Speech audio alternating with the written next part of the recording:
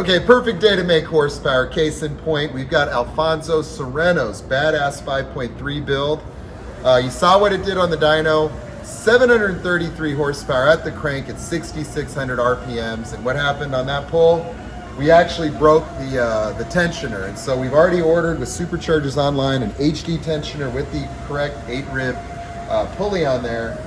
And we expect that this engine had a lot left in the tank because it made that 733 right where the dyno ended. We wanted to rip it to 6,800, maybe 7,000, see where it actually peaked out at. But irregardless, this is going into this original Callaway short bed single cab truck. It's got that 6-speed auto. This thing is going to be a real ripper. I don't know if he's ready for it, but I'm super excited. The next level after we get this engine installed, we're building a custom fuel system using some DW 400 pumps from Deechworks. They're rated at 415 liters per hour at 40 PSI. So they are big boy fuel pumps capable of supporting an unlimited amount of power in something like this. We've got their 95-pound injectors, and then we've got their R2000 fuel pressure regulator. We're integrating a flex fuel sensor.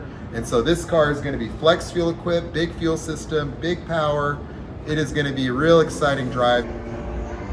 Scoot this to the passenger.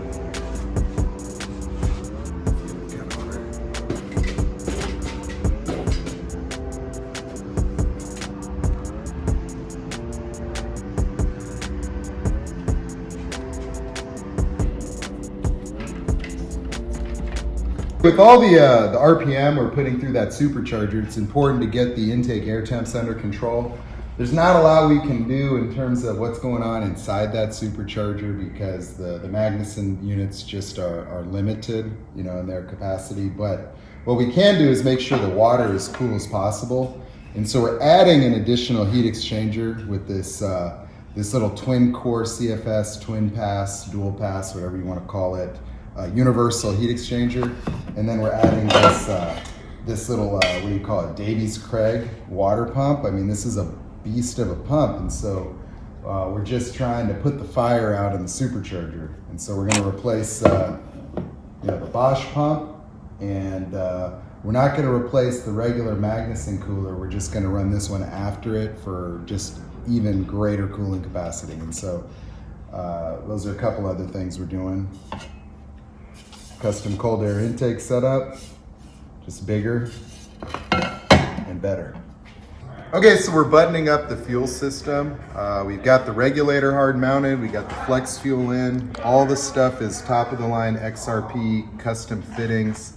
I mean, if you look back there, I've got a Dash 10 crossover using Dash 8, XRP hose ends. And so, we really had to do a lot of work to augment the fuel delivery with this Magnuson supercharger, given the limitations of the rail that comes with it.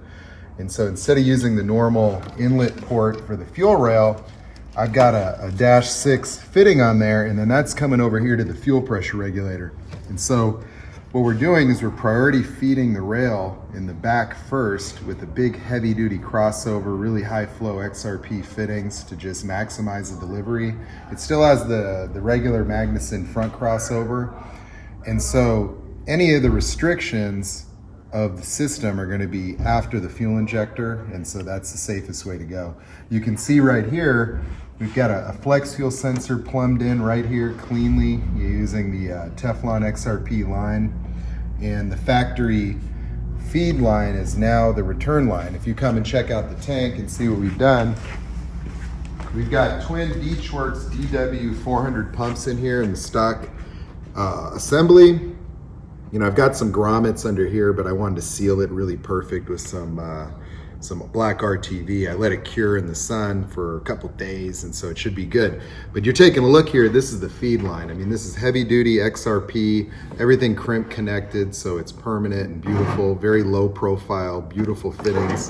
And then this is actually the new feed. And so what I've got in there is I've got an in-tank Dash 10 line with the Dash 8 fittings, and this XRP bulkhead fitting, and this is how the new feed line is going to work. And so we'll be able to connect the beautiful inline filter.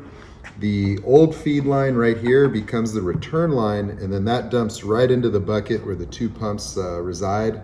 We're using the factory wiring for one of the pumps, and then the other pump has the secondary wiring, and that's what we're wiring up right now. So what we've done is we've got the mounting positions situated for the relays, hard mounted right here in the vicinity of the regulator and the fuse box. We've got the power supplies for each individual relay equipped with individual 40 amp fuses. We're going to be basically running 10 gauge wiring, one for each pump. And then one of the relays, we're going to use like a Hobbs pressure switch as the trigger mechanism. And so the primary trigger is just going to be key on, and then when boost hits, the secondary pump will trigger at 5 psi. This is going to be a vehicle that dramatically exceeds the owner's expectations, and to me that's always what it's about. When I give a customer their car back, it's always got custom touches. It's never going to be within the realm of what they anticipated, and especially exciting when somebody's new to modifying. That's where the excitement really comes from, is because it's that newness. It's like the introduction of a drug. It's like giving candy to a kid or something. And so when people experience that exhilaration, that adrenaline, that G-forces, driving their new vehicle, it's life-changing in many ways, because it takes somebody from YouTube and from thinking about numbers in sort of a conceptual way, and then it puts a feeling to the number.